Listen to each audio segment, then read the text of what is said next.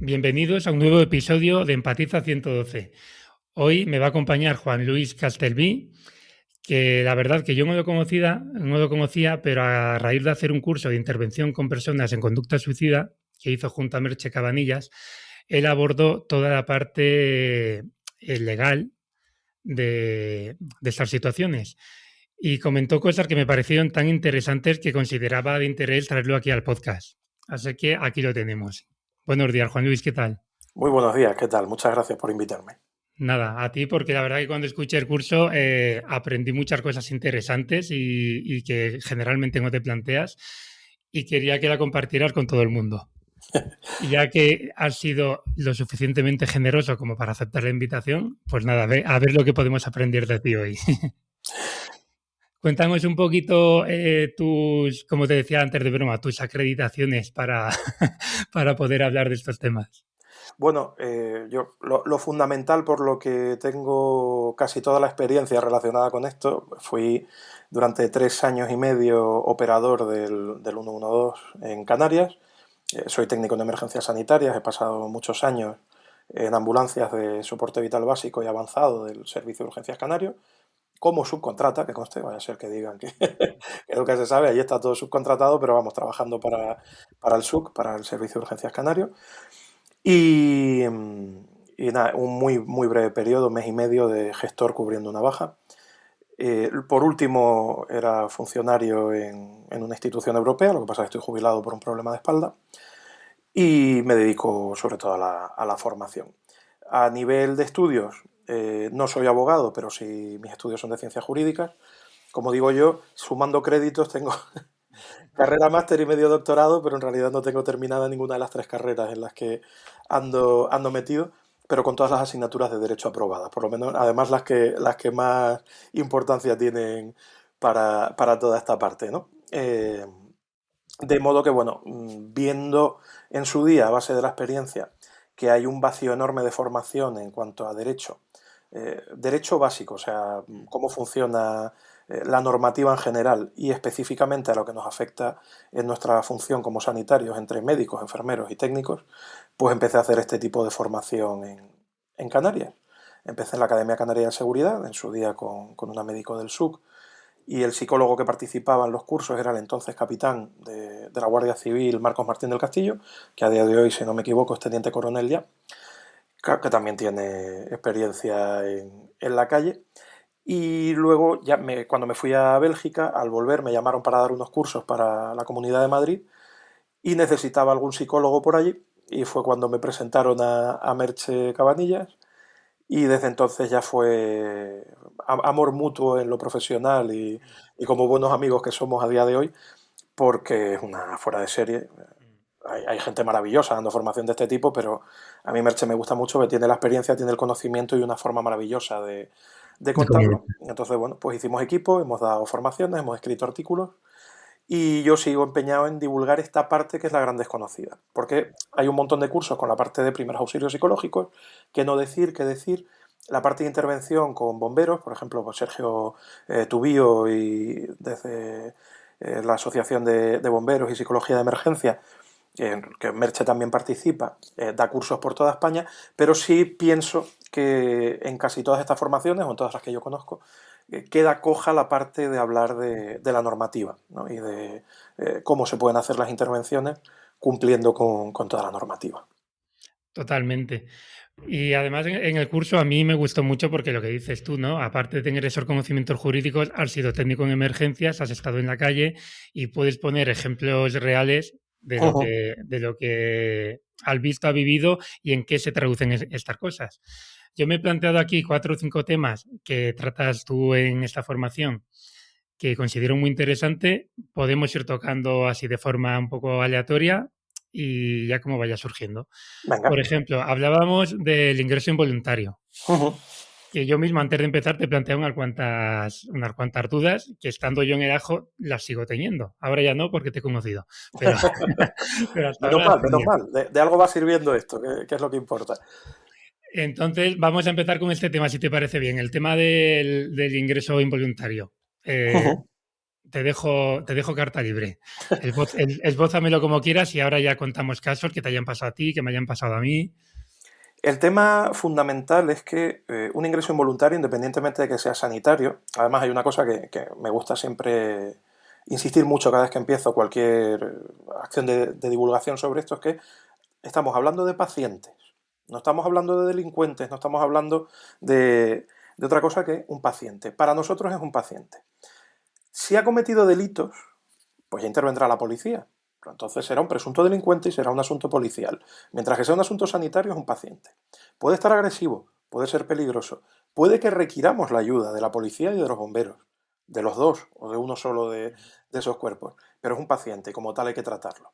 Entonces, si vamos a privar de su libertad y de su capacidad de decisión a una persona, porque en ese momento puede no tenerlo, pues solo hay dos formas de hacerlo legalmente, con una orden médica o con una orden judicial.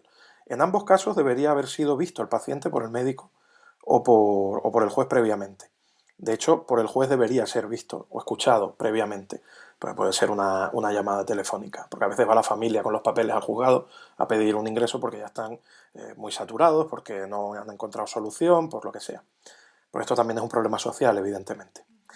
Pero para eso, en los casos de urgencia, donde se estima que el paciente no puede decidir por sí y no podemos recabar la autorización de los familiares de los que dependa, pues necesitamos que un médico valore eso. Y el médico es el único profesional legalmente capacitado y cualificado para hacerlo. Un psiquiatra, no olvidemos que es un médico especializado en salud mental, en psiquiatría. Por ejemplo, un psicólogo no podría firmar esa orden de ingreso involuntario, tiene que ser un médico. Y Por eso perdona que te normalmente... Dime. interrumpa, cualquier médico, o sea, no hace falta que sea psiquiatra, cualquier Sí, sí, médico, cualquier médico. sea de familia o de lo que sea, puede. Ujú. El Y médico que haya valorado al paciente y vea que es un peligro en ese momento y que no puede decidir y que necesita ser ingresado, aunque sea contra su voluntad, hasta que se le pueda dar el tratamiento adecuado. vale, y una duda que me surge, ¿y un médico que no tenga ninguna especialidad, que no tenga ningún MIR, al estar con que esté colegiado, también puede? Si a ver, lo que pasa es que no se trata de un médico que te cruza por la calle, es un No, médico que ya, está pero me trabajando. refiero, Si se le ha dado un contrato, está trabajando y es el que es responsable de esa unidad, porque no va a ser un médico cualquiera, tiene que ser o el médico del centro de salud claro, que el ha que ido va la al familia a paciente. recabar asistencia, puede ser su médico de cabecera, el médico de familia, puede ser el médico que estaba en urgencias en el centro de salud o puede ser el médico que venía en la ambulancia. Entonces, si se le ha contratado, se le ha permitido trabajar, es un médico que está ejerciendo, porque va a necesitar que venga su número de colegiado en el informe. No es que yo acabe de salir de la facultad, sea mi último día, me acabo de titular, todavía no he Y recogido estás el ingresando diploma a gente y me involuntaria. encuentro un montón de gente y digo, pues que lo ingresen. No, Ya, ya, hombre. eso no puede ser, no, pero tiene, obviamente, si está contratado, me da lo mismo si es médico de familia o si es ginecólogo. No, Mientras que esté allí trabajando y sea el que se ha hecho cargo del paciente, el que va a firmar el informe, nos vale. Obviamente, los de urgencias y los psiquiatras, pues son los que, y los de familia, van a tener mayor fundamento de conocimientos y de experiencia para poder llevar a cabo esto, pero vamos, que son con los que vamos a topar normalmente. claro, te preguntaba también porque hay mucha gente, o lo que yo veo cuando hemos ido a estas situaciones, que se piensan que tiene que ser un psiquiatra, que No, no, no. un médico de urgencia no vale. O sea, el propio paciente puede pensar eso. Entonces era solo por aclarar este punto. Ujú. No, Seguimos. no hace falta. No, perdona, te he interrumpido, sigue con lo que me estabas contando, si Te te juro acuerdas. que no me acuerdo dónde me he quedado, así que eh, no me acuerdo. Así que Vale, pues pregúntame otra cosa y seguimos. te entiendo perfectamente porque a mí me suele pasar lo mismo, que me voy a ser que intentaré a partir de ahora no interrumpirte, perdóname. El TDAH es poderoso en mí, así que... Buah, pues nada, luego hablamos de eso. Bueno, antes de empezar a grabar, te estaba yo preguntando algunas dudas que tenía de si el traslado, porque bueno, ahora lo explicarás, ¿no? Pero hay un determinado artículo que es por el que hay que notificar un ingreso involuntario. Pero mi duda venía en el momento que tú trasladas al paciente en contra de su voluntad, independientemente de que luego en el hospital se quede ingresado voluntaria, involuntariamente, se fugue, le den de alta. Independientemente de todo eso, el tema de decidir trasladar al paciente desde su casa hasta la puerta del hospital, me has comentado que ahí el médico tiene suficiente aval. Te agradecería que lo explicaras bien porque creo que es una duda que nos suele surgir muchas veces a los intervinientes. Sin problema. No, No hay ningún impedimento para esto y digamos que son dos partes diferentes, aunque estén interconectadas, porque hay un filtro de seguridad enorme en cuanto al ingreso involuntario de una persona. ¿Por qué? ¿Por qué es tan importante? Pues porque eso, lo que hablábamos antes, privamos de su libertad a una persona, aunque sea temporalmente. Entonces, por un lado va que tú llegas con la ambulancia, siempre es soporte vital avanzado porque hace falta que haya un médico presente, aunque luego se traslade en una básica, pero tiene que haber un médico que sea el que ha valorado al paciente, hablando solo de la parte sanitaria, ¿no? Si hubiera una orden judicial, pues ya nos vale también. Entonces, el médico llega, valora, ve que esa persona necesita un ingreso hospitalario según su criterio como profesional médico, y esto viene regulado, por un lado tenemos la ley reguladora de la autonomía del paciente de derechos y obligaciones en materia de información y documentación clínica, que es la 41-2002 de 14 de noviembre, que esta es nacional, esta es la genérica. Y luego cada comunidad autónoma tiene una ley sanitaria que también regula lo mismo. Pues, por ejemplo, la última acción formativa ha sido en Navarra, pues allí tienen la ley foral de 2010 de derechos y deberes de las personas en materia de salud de la Comunidad Foral de Navarra, que además es muy explícita en cuanto a la obligación de informar al paciente. Bueno, total, entre eso y la ley orgánica en materia de salud pública, que es del 86, pero que da la base legal a todo lo que viene después, tenemos toda la normativa que da la autoridad y la autonomía al médico para decidir cuándo alguien ha de ser ingresado contra su voluntad, más allá de la orden judicial. Y luego además tenemos el artículo 763 de la Ley de Enjuiciamiento Civil, que nos dice cómo hacerlo y cuáles son los pasos.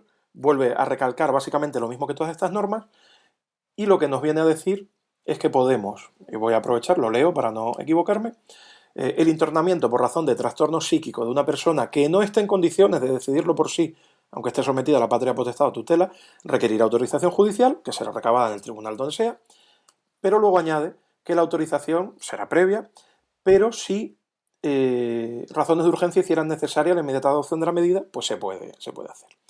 Pero si te lo has llevado, porque se lo lleva el médico lo decide, sin orden judicial, hay un plazo de 24 horas para que se comunique el ingreso. Pero el ingreso y ese plazo cuenta desde que llegas al hospital, es el ingreso hospitalario. De todos modos, hoy en día estamos todos conectados, quiero decir, la sala del 112, la ambulancia, el hospital. Entonces, tú vas a llegar al hospital, el médico lo ha encontrado en una situación en la que ha estimado que hay que ingresarlo, esa persona es trasladada, llegamos al hospital, se hace la entrega del paciente como se hacen todos, da lo mismo una hemorragia digestiva, una fractura de fémur o un accidente de tráfico, alguien va a admisión de urgencias, entrega la documentación y a partir de ahí contarían esas 24 horas para comunicarlo al juzgado. Ya si allí el médico que lo valora, porque puede haber cambiado la situación, la persona se ha calmado, se encuentra en otro estado totalmente diferente, o simplemente el criterio de ese médico difiere diametralmente del médico que ha ordenado el traslado contra la voluntad del paciente, le puede dar el alta, puede hacer que lo ingresen, pero ya todo eso es responsabilidad del hospital. Ahí se acaba la nuestra. La nuestra está perfectamente cubierta para el traslado en la ambulancia con la orden médica o con la orden judicial. Y Claro, ya pero está. Salvo que alguien venga y me cuente que hay un caso de una denuncia de un paciente en que han imputado medianamente, que se ha admitido a trámite porque la ambulancia ha cumplido con todo, pero en el hospital luego no lo comunicaron al juzgado, que me lo cuente. Yo no conozco ni un solo caso. Y como te decía antes, poner casos extremos que nunca se han dado, lo único que hace es asustar a la gente. Porque easy, pues como siempre digo yo, pues, y si mi tía tuviera ruedas, pues sería una bicicleta, ¿no? Entonces, sí. no me interesan los easy, me interesan los hechos. La ley nos da toda esta potestad, se la da a los médicos, nosotros que somos el personal de esa ambulancia, cumplimos la orden médica y trasladamos a la persona. Y luego, además, la ventaja de todo nuestro sistema es eso que para evitar que una mala decisión médica, incluso, ya poniéndonos a las malas, un interés familiar que conocen al médico y se quieren quedar con la casa del paciente, inhabilitarlo, declarar una prodigalidad, lo que sea. No, pues está el médico de urgencias o de la unidad de salud mental que solicita el traslado, el médico de la ambulancia, el médico de puerta del hospital, el psiquiatra del hospital si llega el caso y el juzgado. El juzgado cuando se le comunique tiene que ratificar que tiene 72 horas máximas para ratificar esa orden de ingreso y puede mandar al médico forense, al fiscal, al secretario judicial, el propio juez, ir a interrogar y a entrevistarse con el paciente. De hecho, es habitual encontrar en los hospitales, en las zonas de urgencias y de salud mental, que te encuentras allí perfectamente el secretario judicial con el forense, entrevistándose con los pacientes que han sido ingresados involuntariamente, o con los pacientes que han ido incluso voluntariamente y luego al pedir el alta, el psiquiatra de guardia ha decidido que no está en condiciones y empieza el mismo proceso. No te dejo que te vayas y comunico al juzgado que se acaba de convertir en un ingreso involuntario. ¿Por qué? Porque aunque sea en un paciente es el equivalente a tener a alguien en la cárcel. O sea, privado de su libertad, no porque haya cometido un ilícito. Pero entonces, legalmente viene a ser lo mismo. Por eso, tantos filtros de seguridad para asegurarnos de que nadie que debería estar en la calle o en su casa tranquilamente esté encerrado contra su voluntad. Claro, de ahí venía mi duda, porque, o sea, lo tenía claro una vez que está en el hospital, pero tenía esa duda de lo que es el traslado, porque eso no, vamos, en lo que yo he leído no se especifica en ningún sitio, pero imagino que tiene el sustento legal que me acabas de explicar, Claro, es que se aunque no trata esté siempre de la matizado. potestad médica y Mm, eso viene perfectamente regulado en todas estas normas. Entonces, vale, tanto en la ley que regula a nivel nacional, como en la de la ley orgánica de medidas especiales, como en las autonómicas que regulan el tema, y en el artículo 763 de la ley de enjuiciamiento civil. Entonces, vale, eso da potestad suficiente para que el médico pueda tomar esa decisión. Y si al llegar el otro inmediatamente dice, no, no, alta, esto no lo veo yo para ingreso, pues muy bien, pero en ese momento. Pero es que esto nos pasa en todo. O sea, ¿cuántas veces nos has llegado con un politrauma y cuando llegas el médico que te recibe al paciente, ¿y esto? Claro, amigo, tú no estabas en ese coche boca abajo en el fondo de un barranco donde nos hemos tenido que arrastrar todos como soldados en las películas de Vietnam y empaquetar al tío en unas condiciones espantosas, intentando asegurar su estabilidad cervical en todo momento, su vía aérea y traerlo aquí sin que se haya quedado tetrapléjico, para que tú ahora nos juzgues desde la comodidad de estar con la bata del hospital en una sala limpia y cuidada. Pues aquí pasa lo mismo. Los que han visto al paciente en la situación crítica X es el equipo que estaba presente. Pero bueno, pueden haber cambiado las circunstancias. O bueno, incluso puede ser una persona extremadamente manipuladora que también. ha cambiado de conducta porque sabe lo que hay. Pero no conozco yo casos de denuncia Vale. de esto. Comentábamos antes, lo hemos comentado antes de empezar a grabar y tú has hecho un poquito de alusión también, el tema de que podemos ir a una persona que está agitada, agresiva, y hay que saber diferenciar si es una intervención policial o una intervención sanitaria. Uh -huh. De hecho, yo tengo una sensación de que a veces vamos a cosas que puede ser, por ejemplo, como te contaba, un hijo que ha discutido con la madre y le ha pegado una patada a la silla y se ha puesto un poco agresivo. ¿Hasta qué punto eso es un problema sanitario y no tenemos que llevar nosotros contra su voluntad a un centro sanitario? O sea, si tan grave es, te hablo mi punto de vista, a lo mejor desde la ignorancia. Tú ahora me Uh -huh. matizas. Pero si tan grave es a un nivel de violencia, entiendo que es un tema policial, no un tema sanitario.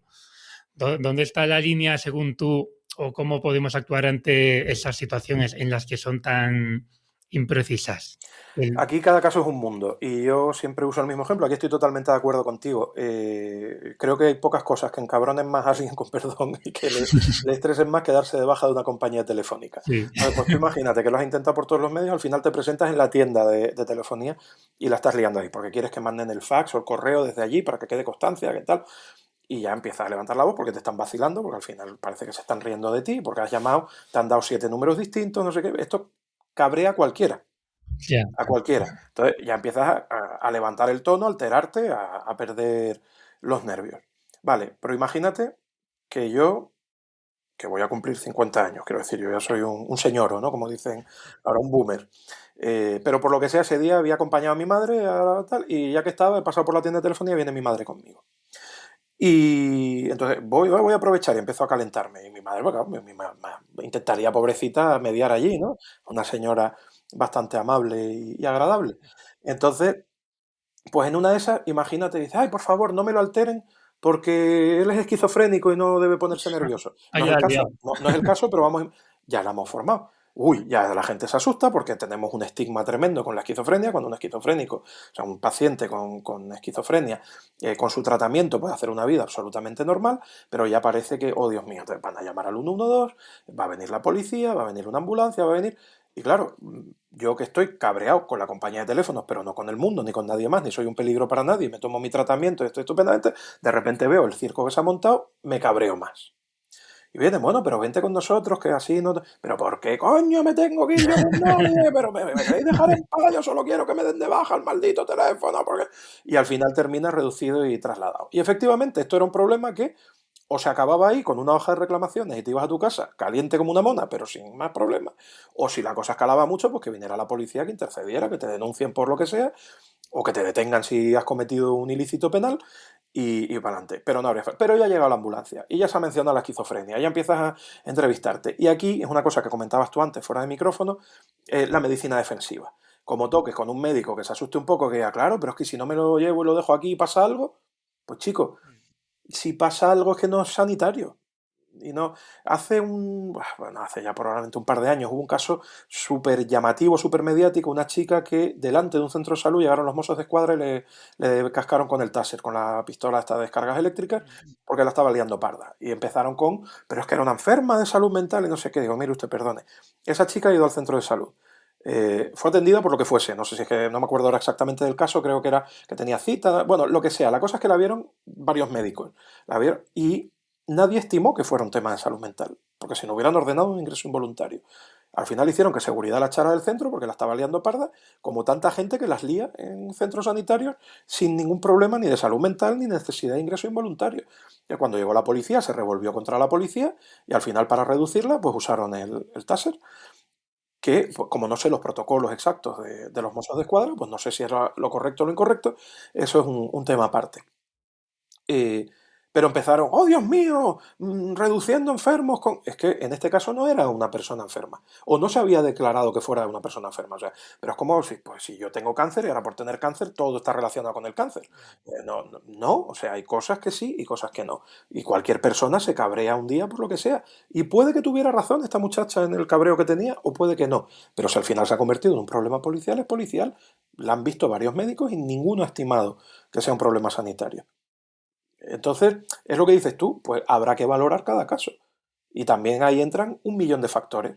Los factores objetivos que hemos comentado y los subjetivos de tengo miedo de que me pase algo a mí luego o no tengo miedo. También hay médicos que ven casos que parecen clarísimos y que no quieren firmar un orden de ingreso porque piensan que les va a pasar algo, porque como si estuvieran deteniendo a alguien. Como no nos pueden ver, estoy haciendo el gesto de Sí, comillas con los entre dedos, ¿no? comillas. Porque no estás deteniendo a nadie, estás haciendo una orden de ingreso involuntario por un problema sanitario que está perfectamente regulada legalmente y no pasa nada.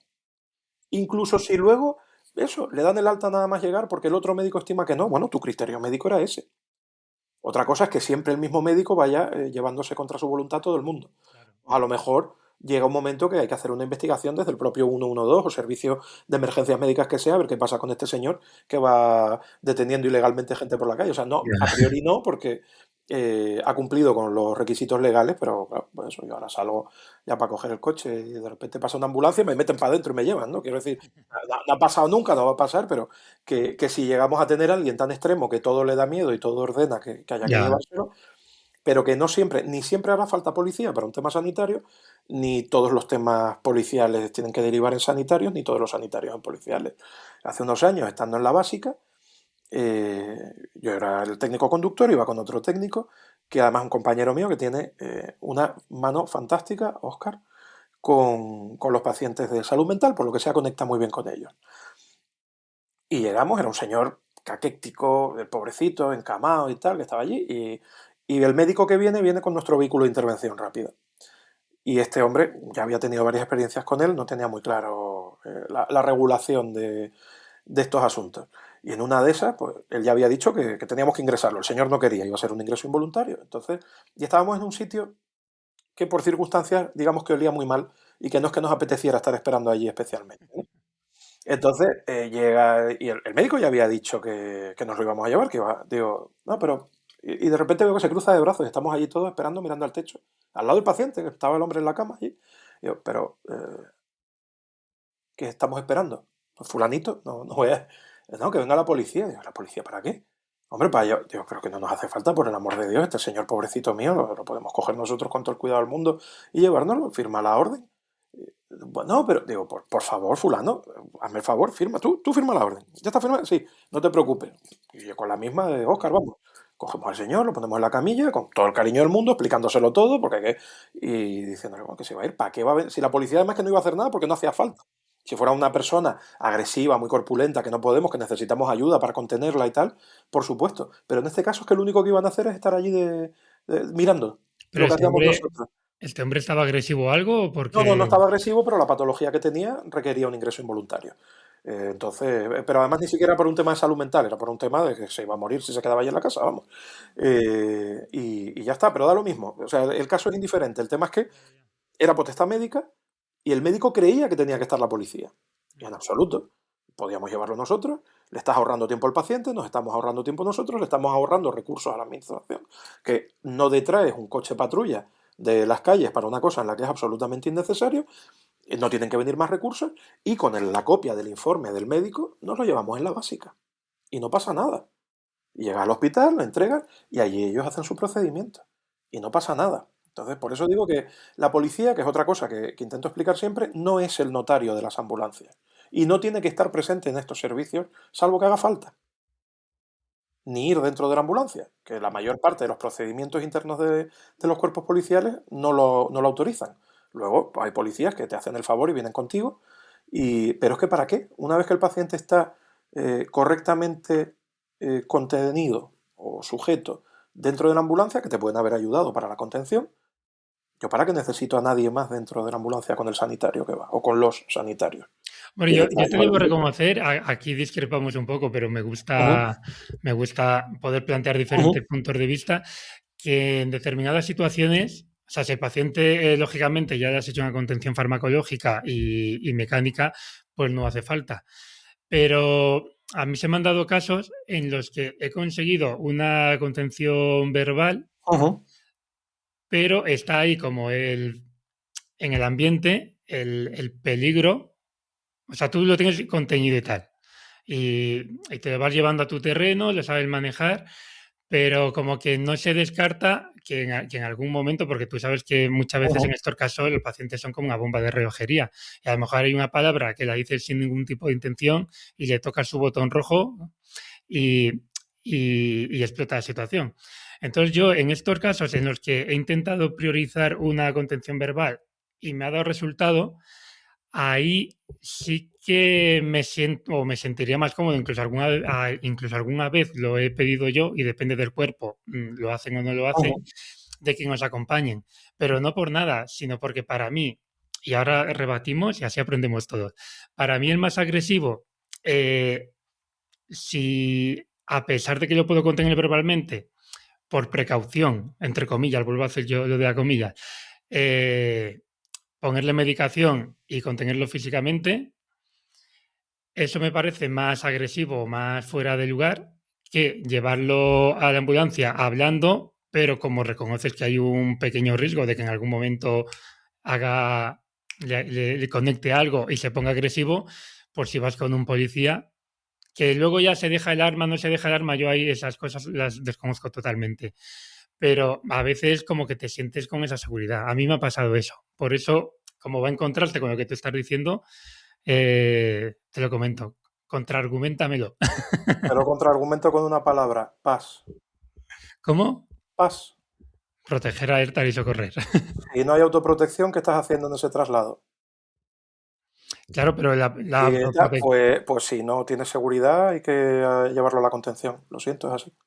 pero Primero eres tú, después eres tú y después eres tú. Y luego todo lo demás. Si el riesgo cuál es, que se quite el cinturón y se tire en marcha la ambulancia, inaceptable. Que se quite el cinturón y te abra la cabeza, inaceptable.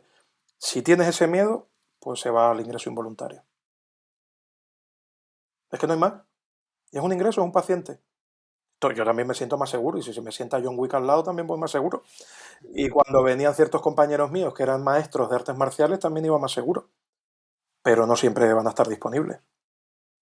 no Entonces, sé, yo tiene, creo... la opción está clara. Si es peligroso, si tú lo consideras peligroso, habla con el médico y contención. Yo también pienso que es muchísimo mejor. Bueno, no creo que sea una cuestión ni siquiera de creerlo o no creerlo, es evidencia. Que el paciente venga por su propio pie, que no tenga que ir ni medicado ni contenido físicamente. pero si hay riesgo, me parece inasumible. Y el policía está para lo que está, puede venir escoltándonos detrás también, si quieren. De todos modos, que a mí no me preocupa, o sea, yo tengo cero problema con que se suba un policía a bordo de la ambulancia. El tema del arma, el que quiera que se apunte al curso.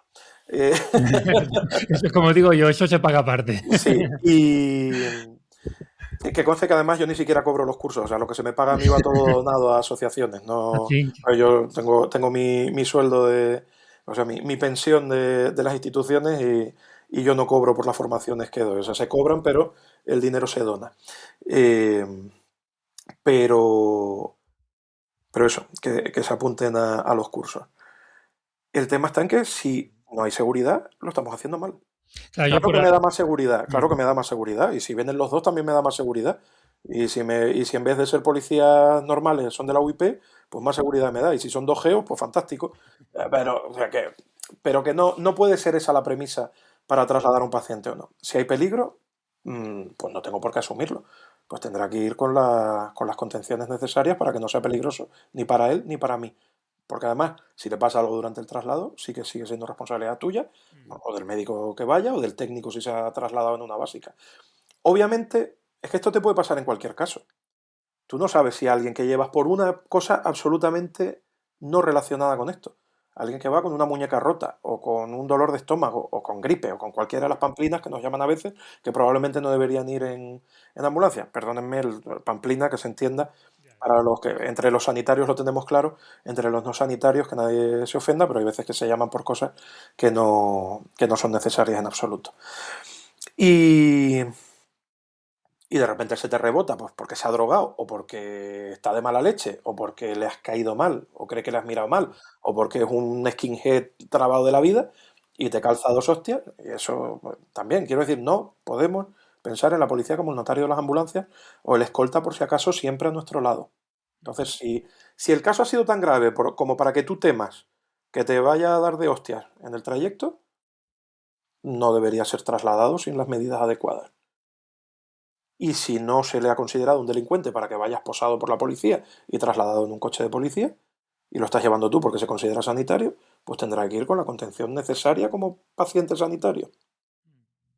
Yo, volviendo a la conducta PAS que decías, lo que sí que he hecho alguna vez es, si creo que lo puedo contener verbalmente, porque he visto que conecto con él y tal, sí que lo caché en que también he hecho lo contrario y luego he dicho, hostia, lo hemos hecho mal. Y la autocrítica es lo que te hace aprender. Ujú, Pero desde aquella vez, que no pasó nada, pero luego pensando podría haber pasado, sí que lo que hago es, si considero que la contención verbal está siendo efectiva, que lo cachen antes de subirlo a la ambulancia. ujú. Eso sí que es una medida de... Sí, sí, pero con contención verbal o con contención mecánica, en cualquier caso de este tipo, sobre todo si hay conducta violenta o el entorno es algo que hay que valorar siempre, tanto la zona donde estamos como lo que tú aprecias cuando tratas con el paciente y si has entrado en el domicilio allí, eh, asegurarnos de que no lleve pues, ningún objeto punzante, algo con lo que se pueda dañar a sí mismo o a nosotros. Si la policía está presente, pues se le puede pedir a ellos, pero en un momento dado palpar los bolsillos antes de llevarte a la persona, pues tampoco es ninguna ilegalidad, porque no estamos hablando de un registro corporal como el que te hace la policía, buscando en todos los dobladillos por si llevas una papelina lo que sea, pero bueno, asegurarte que los bolsillos no lleve nada con lo que se pueda hacer daño y no te puedas hacer daño tú. Y sobre todo no pedirle a él, sácate lo que llevas en los bolsillos, porque si lo Ya. lleva lo que hace es quedarse en la mano con un cuchillo, un destornillador, un tenedor o lo que sea. Y con eso hay que tener muchísimo cuidado. En el curso comentabas varias cosas que a mí o me llamaron la atención o me hicieron gracia, o de alguna forma incluso me sentí identificado.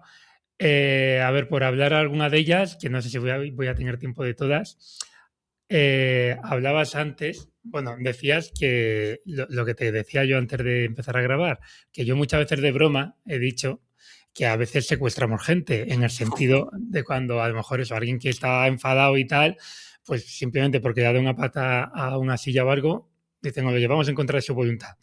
Pero tú me enseñaste que si no pido un rescate no lo estoy secuestrando, ¿no? Efectivamente. El tema está en que hay un delito de detención ilegal, que es el que pues llevarte a alguien contra su voluntad sin que se cumplan los preceptos legales, pero lo mismo le puede pasar a la policía o cualquiera. Es decir, tú y yo, como ciudadanos normales y corrientes, podemos detener a alguien, y es detener con D, nada de retener, Eso también quería que lo sino... matizaras. Sí, lo que pasa es que ese también va para largo, ese también hay que pagarlo aparte, el de la retención. Pero la detención, en caso de un delito flagrante, o sea, cuando se ve un delito que se está cometiendo, cualquiera puede intervenir. Y eso se llama legalmente detener. Aunque no le pongas esposas porque tú no llevas, aunque no le amarres las manos, simplemente que lo agarres contra su voluntad, pues eso, ves a alguien apuñalando a una persona o robando o lo que sea. Violando, agrediendo sexualmente a otra. Y lo coges, se lo quitas de encima, lo tiras al suelo, no le dejas moverse y llamas a la policía para que vengan. Eso es una detención y está perfectamente regulada. Pero ir por la calle y trincar a alguien por lo que sea que no ha cometido ningún ilícito penal, que tú no lo has visto, ya sería posiblemente o presuntamente una detención ilegal. Entonces, esto aplica también a los traslados o los ingresos involuntarios. Si yo llego con una básica sin que haya un médico allí ni una orden judicial y me llevo a alguien que no quiere venirse conmigo, yo como técnico, o incluso en Canarias las llamamos sanitarizadas, la soporte vital avanzado sin médico, ¿no? Con enfermero y técnico. Yo llego con mi enfermero y estimamos, imagínate que somos tú y yo la dotación de la ambulancia, y llegamos y decimos, uff, sí, este está fatal, y ha dejado el tratamiento, nos lo llevamos. Y nos lo llevamos por la cara, podríamos estar incurriendo en una detención ilegal. Digo, podríamos, porque los delitos son presuntos hasta que hay una sentencia. Para mí es una detención ilegal, indiscutible, pero bueno. Entonces, lo cogemos, lo subimos a la ambulancia y lo llevamos al hospital. Cuando el hospital comunique al juzgado y vean que ningún médico ordenó eso, se nos puede caer el pelo, a los dos, Mm. ¿vale? No, Porque hemos a mí no se me va a participado caer más. todos. Bueno, los de la espalda o los de la barba, nunca se sabe. Entonces, es peligroso, quiero decir, que ese riesgo está ahí. Por eso incido siempre y muchísimo, orden médica, orden judicial. Sí, Entonces, cumpliéndose los requisitos, no pasa eso. Y la diferencia básica entre detención ilegal y secuestro es que por el secuestro pues tiene que pasar más de 3 días sin que se dé fe del paradero de la persona, pedir un precio, una recompensa. O sea, entran, digamos que eso es una detención ilegal con agravantes. Entonces, nosotros jamás podríamos incurrir en la ambulancia en un secuestro, claro, hombre, yo pero te sí digo en de un broma, delito de pero detención ilegal, pero sí, claro. sí en un delito de Sí, detención sí, ilegal sí. si no seguimos los pasos adecuados. Entonces, pero sí, la coña siempre es la misma, ¿no? Yo, en su día, cuando empecé a estudiar Derecho, lo veía también. Digo, coño, ¿cuál es la diferencia entre secuestro y detención ilegal? ¿No? Y cuando te preparas oposiciones, pues, claro, ya te tienes que estudiar todas esas cosas y, y las aprendes bien. Pero no, secuestrarlos no, pero detenerlos ilegalmente sí que podríamos. Eso sí que podemos Y caer. la pena mínima son 4 años. Entonces quiere decir que aunque no tuvieras antecedentes y tal, si te condenan, vas a ingresar en prisión. Y de todos modos, aunque te absuelvan, incurrir en conductas que te puedan llevar a estar investigado, lo que antes se llamaba imputado, por la vía penal, que te vayas a sentar delante de un juez como acusado, en juicios que se pueden prolongar 4 y 5 años, eso es la muerte a pellizcos, es una tortura en vida. Que de hecho tenemos compañeros en muchas ambulancias. Sobre todo esto, los casos más habituales son denuncias por abusos sexuales en la cabina asistencial. Hemos tenido casos en toda España y tiene gente que está 4 o 5 años imputada por esto y luego pues se absuelve. De hecho, es que hubo un caso muy famoso que fue en Canarias, en Gran Canaria, en una ambulancia de soporte vital básico, que va solo una persona detrás, Claro, pero ahí no ya hay testigo, queda a ver cómo te claro, defiendes. como no puedes tener cámaras detrás, no puedes grabar nada, y ya en los casos, ya yendo dos, es tenso el tema, pues yendo uno solo, la posibilidad está ahí. Entonces quiero decir que nosotros no estamos exentos de que nos sienten en un banquillo. Entonces, estos casos son mucho menos habituales, los de pacientes de salud mental y los ingresos involuntarios que terminen precisamente porque tienen tal maquinaria de garantías detrás que es muy difícil que alguien termine ingresado contra su voluntad porque tiene que pasar por 4 o 5 profesionales que tienen que valorar y estar de acuerdo en lo mismo, tanto sanitarios como jurídicos. Entonces, bueno, es difícil, pero que no estamos exentos, que tenemos que tener cuidadito, que nuestro trabajo es muy bonito, que el ambiente es muy distendido, que nos reímos mucho, que lo pasamos bien, que tenemos mucho humor negro porque vemos cosas horribles y tenemos que ventilarlas, pero también tenemos una serie de riesgos que no podemos perder de vista. Y por eso es importante, yo me mata tener que ponerme serio en estas cosas, pero porque yo también soy muy cachondo en el trabajo y me río mucho y todos jugamos y nos reímos, pero hay que tener mucho cuidado con ciertas cosas que nos pueden llevar a problemas legales muy serios. Ha fallado un poquito la conexión, pero creo que se te ha entendido bien. Eh, Siguiendo con estos aspectos legales que estamos hablando, en el curso también hablabas que lo mismo, conforme lo decías, yo no había caído en eso, ¿no? En que en que un simple comentario pudiera llegar a ser un delito de inducción al suicidio. Ujú. Si quieres desarrollar un poquito el tema este de la inducción. Sí, por eso en el curso se da una base primero muy breve, obviamente, de derecho y de jerarquía normativa y judicial, porque la gente a veces simplemente no sabe lo que es un delito. Pero lo mismo, eso nos llevaría demasiado ratito para el tiempo que tenemos. Pero hay un delito que es el de inducción al suicidio, igual que suicidarse, obviamente, aunque hay gente que cree que sí, o intentar suicidarse no es delito en España. No te van a mandar a prisión y si lo consigues no te van a enterrar en el patio de la prisión para castigarte. Esto probablemente viene de esta tradición católica que tenemos, ¿no? Que como es pecado, pues en el Mm, imaginario social queda como algo muy claro. malo y castigable y tal, pero no, por desgracia, pues es un escape de un sufrimiento terrible y no le vamos a generar un problema extra a la persona, ¿no? Pero la inducción al suicidio sí, y de esto sí hay casos en los que han mandado al banquillo a gente. Tenemos muchos pacientes que son habituales. Hay un problema grave en España de falta de recursos para ayudar a la salud mental y hay gente que debería o podría mejorar estando institucionalizada o con un tiempo de ingreso o con un mayor control y no lo tienen. Y por tanto, pues tenemos gente que continuamente es atendida por recursos de urgencias cuando debería estar recibiendo otro tipo de asistencia. Entonces, eso a la larga quema mucho personal, es humano. No es deseable, pero es humano. Y pasa. Tanto policías como sanitarios como bomberos. Cuando llegas y vas 2 o 3 veces al día a la misma persona y en todas las guardias te toca y pasan meses o pasan incluso años, pues bueno, ahí está. Entonces, esto pasó, ha pasado muchas veces, pero el llegar y verte al de siempre y te toca la hora del cambio o estás harto, y, venga ya, déjate de rollos, lo que tienes es cuento, venga, pues si tantas ganas tienes, tírate. Y que la persona se tire, pues ahí puedes incurrir en un delito de inducción al suicidio. Y además, aparte que ya está feo per se, hoy Sí, en sí. día todo se graba. Todo el mundo está con el móvil mirando, todo es espectacular. Ha llegado la policía, ha llegado la ambulancia, han llegado los bomberos, están hablando con él. Pues nada, un vídeo que circule contigo induciendo a la persona a cometer el acto suicida, pues te puede mandar a la cárcel. Y yo el último caso que conocí eran dos policías locales y al final los absolvieron, pero estuvieron imputados y el juicio duró el tiempo que durase. Así que no es ninguna tontería, nada de que pienses, porque además eso entra también en la parte de los mitos. Muchas veces la gente piensa que los que avisan no se van a suicidar, cuando en más del 80% de los casos el que avisa acaba suicidándose, el que llama al 112 acaba suicidándose. Entonces, claro, tú llegas pensando que lo que es una llamada de atención porque crees en esos mitos, porque no te has formado bien en la materia, porque no has hecho un curso con Merche que te ha explicado cómo funciona la psicología y la cabecita en estos casos, y llega, venga coño, tanto rollo, venga, pues si tantas ganas tienes, tírate, y se tira. Aparte de que si eres mínimamente empático y humano, te vas a quedar hecho una mierda, puedes estar cometiendo un delito. Especialmente como la persona además muera, pues peor todavía, ¿no? Entonces, muchísimo cuidado con esto, porque no podemos olvidarnos. Estamos tratando con pacientes. Puede que ni siquiera sea un paciente de salud mental. Quiero decir que no es una persona que estaba en tratamiento. Cualquiera puede llegar al borde del suicidio en un momento dado. Uno nunca sabe cómo le va a ir la vida. Entonces, hay que tratar a la gente con empatía y con humanidad. Y si estás quemado, cambia de trabajo. Ya está. Claro, es que este tipo de comentarios, que no son tan raros como parece, desafortunadamente, muchas veces se pueden justificar, y vuelvo a hacer el signo de entre comillas, o más que justificar, sería argumentar, como que es una forma de confrontar al paciente para ver si realmente creará ambigüedad, no creará ambigüedad y todo esto.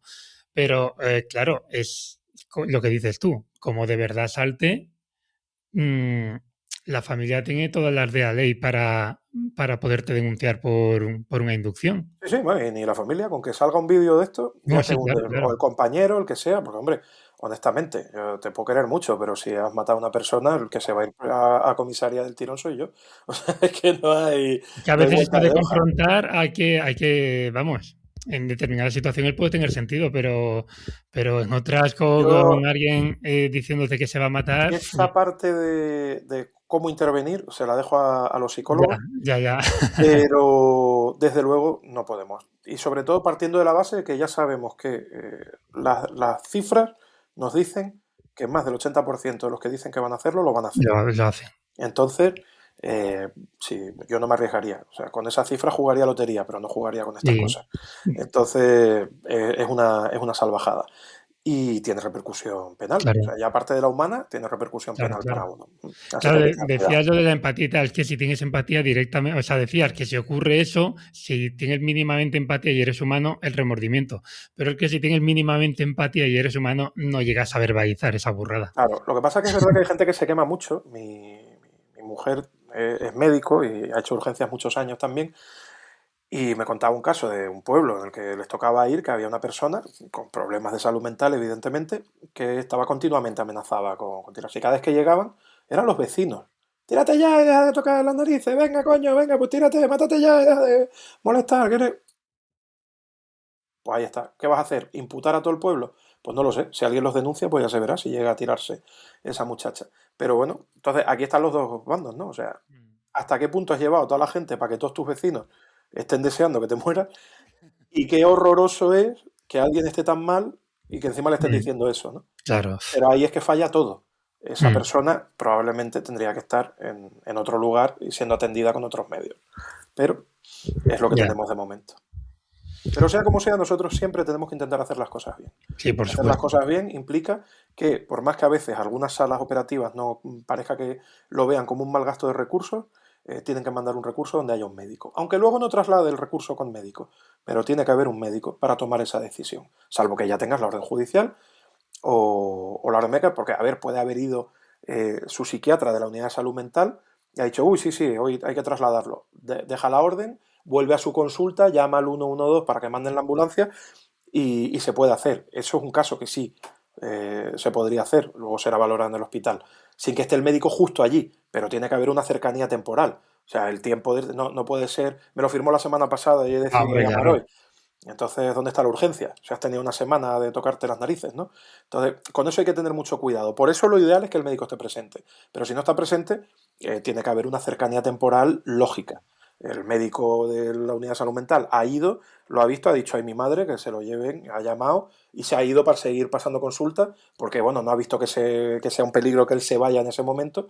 Pero bueno, pero incluso así, si te has ido, tampoco era tan urgente. Quiero decir que ahí lo deja, pero bueno, ha firmado y es en la misma mañana. Lo ha visto un médico, tiene sentido, se puede cumplir esa orden, ¿vale? Pero si no hay un médico presente, no lo ha visto nadie, no vale que el médico de sala te diga, te lo ordeno por teléfono. Ya. ¿Cómo? ¿Qué? No, aquí viene alguien, ¿vale? Aquí viene un médico y lo ve y lo valora. Y si coincide contigo, fantástico, y si no, no. Porque el que tiene la responsabilidad penal no es transferible. No, es que me lo dijo el médico, sí, enhorabuena, ya veremos si él le toca algo, pero el que tiene una pena de 4 a 6 años de prisión por detención ilegal de entrada puede ser tú.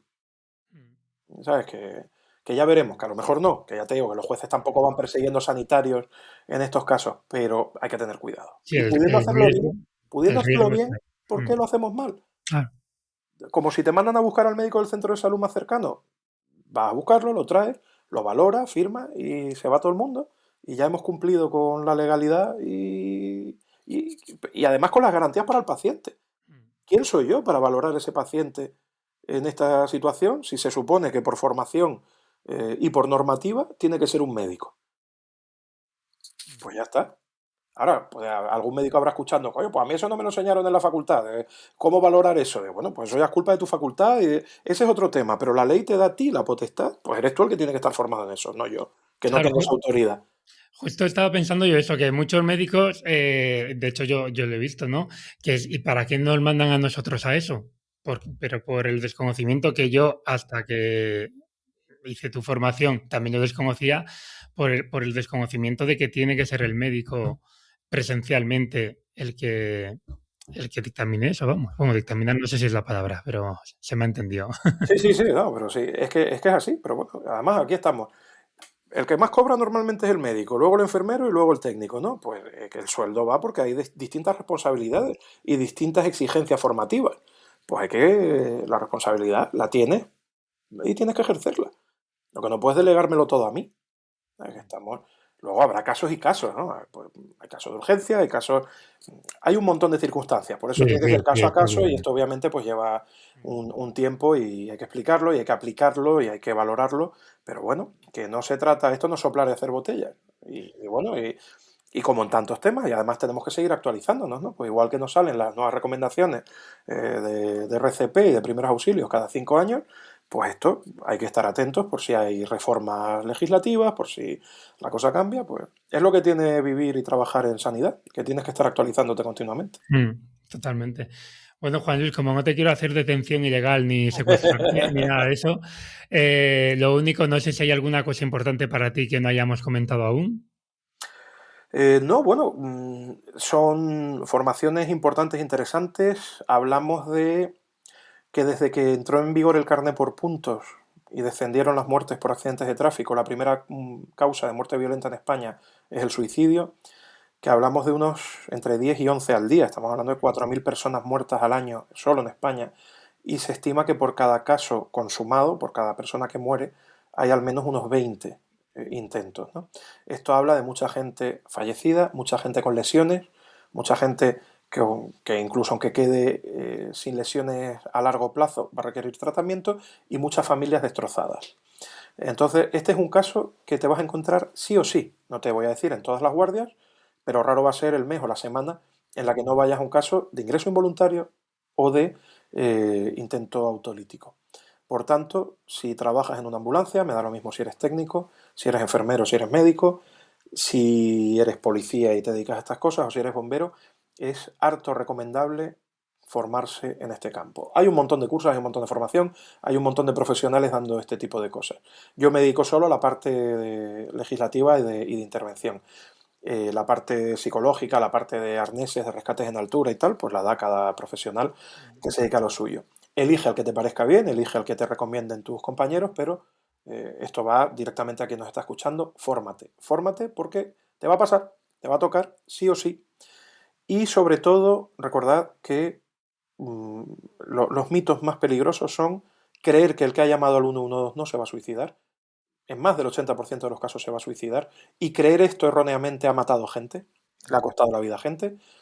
Creer que no puedes ver si alguien tiene indicios de suicidio. Es verdad que hasta que no te formas es difícil reconocer las señales.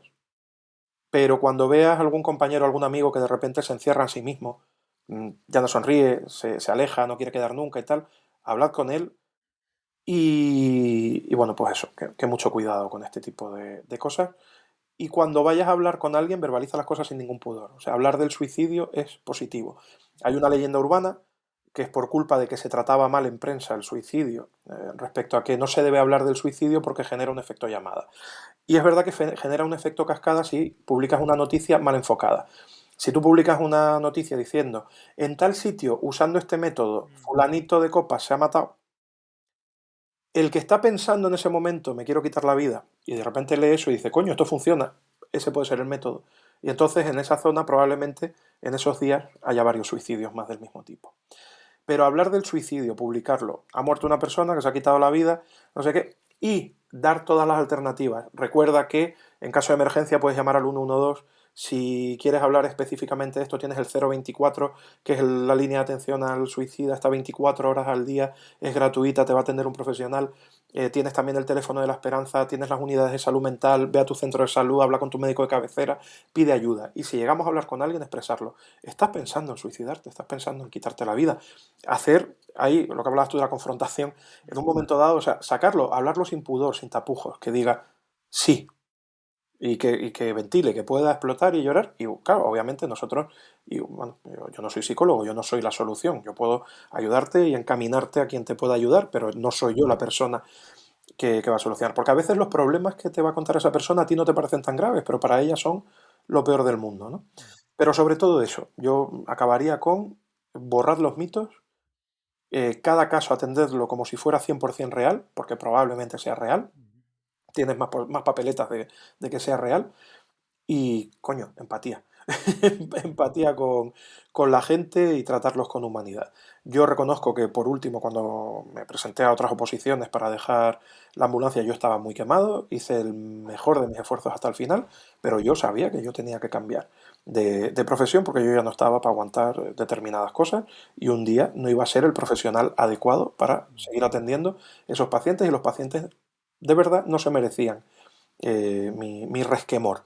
Pues esto pasa con todos los demás. Yo sé que no es fácil cambiar de trabajo, pero chicos, si estás tan quemado que no puedes atender bien a la gente, es el momento de pensar. Y además, hombre, enfermeros y médicos lo tienen más fácil, que pueden pasar a otra planta, a otro servicio, cambiar un poco de aires. Los técnicos lo tenemos un poco más complicado, excepto gente como en el SAMUR, ¿no? Que tienen logística, formación, comunicaciones, prensa.